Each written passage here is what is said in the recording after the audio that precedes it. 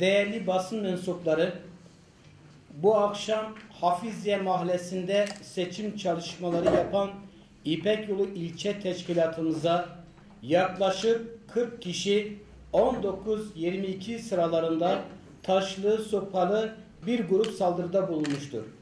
İçinde taş ve sopalarla dolu olan arkası açık bir kamyonetin de bulunduğu araçlarla aynı sokak başına gelip araçlardan inmek suretiyle partililerimize saldırılarda bulunmuşlardır.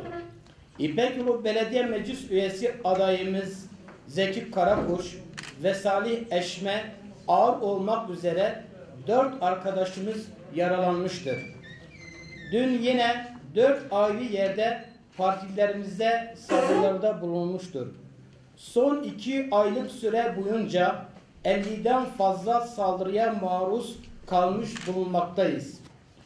Bu saldırıların tümünün birkaç araçlık mobil ekipler tarafından yapıldığı tespit edilmiştir. Son olaylardaki saldırı bir sitenin güvenlik kamerasının kayıtlarına girmiştir. Şahıslar ve araçlar kayıtlarda açık şekilde görülmektedir. Maruz kaldığımız saldırıların BDP'liler tarafından yapıldığı su götürülmez bir gerçektir. Çünkü bu saldırılar BDP yöneticiler tarafından ne tepki görmüştür ne de lanetlenmişlerdir. Bu da gösteriyor ki BDP bu saldırıların sorumluluğunu üzerine almaktadır.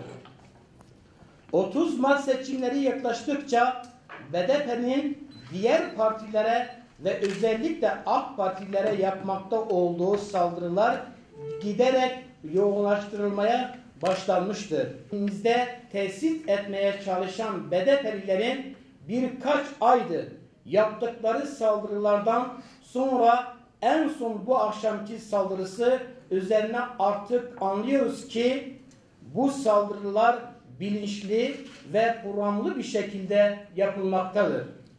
Amaç insanları sindirmek, korkutmak, geçmişte hepimizin yaşadığı karanlık dönemi yeniden hortlatmak, kendilerinin tek parti sistemini oturtmaktır.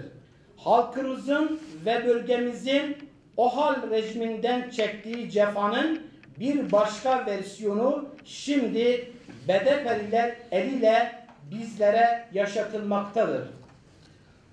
Bunu yapanlar ise her seferinde yaptıkları bu saldırıları olmamış, bilakis kendilerinin saldırıya uğramış olduğunu kendi yayın organları üzerinde servis ederek mağduriyet devşiriyorlar.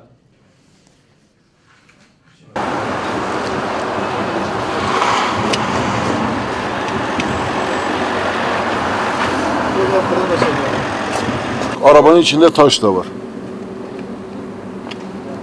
Hunharca bir saldırı yaşadık. Bu saldırı da çok amansız oldu. Onların gerçekten vicdanının olmadığını düşünüyoruz. Bu konuda insanlıktan nasiplerini almamışlar diyoruz.